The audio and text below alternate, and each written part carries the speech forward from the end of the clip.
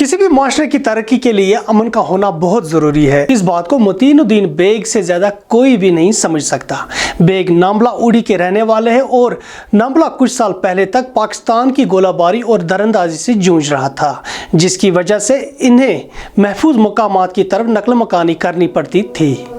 ताहम बेग खुद बस्ती छोड़ने के लिए कभी भी तैयार नहीं हुए और घर के सामने एक बंकर बनाकर इसमें गोलाबारी के दौरान छुपा करते थे।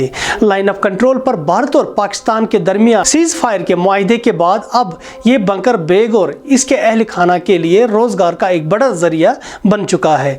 बेग ने इस बंकर को अब मशरूम फार्मिंग के लिए इस्तेमाल किया और लाखों रुपए कमाकर अपने अहल व अयाल को एक बेहतर जिंदगी दे रहा है। अब तो अच्छा हो रहा है, अब फायरिंग भी नहीं हो रही है बॉर्डर पे, उससे भी हम आराम कर रहे हैं। आजकल बहुत आराम हो गया। जो फैंस जो सीज फायर हुआ उससे हमारा जीना बड़ा आराम हो गया।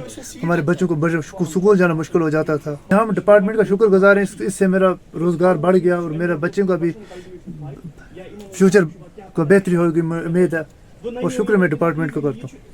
इस मशरूम फार्मिंग के लिए इन्हें एग्रीकल्चर डिपार्टमेंट ने काफ़ी सपोर्ट किया।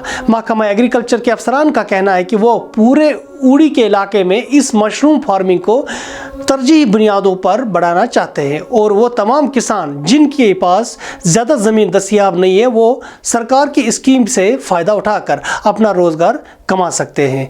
दीजिए अपने मेज़बान आसिम मोहिद्दीन को इजाज़त। खुदा हाफिज़।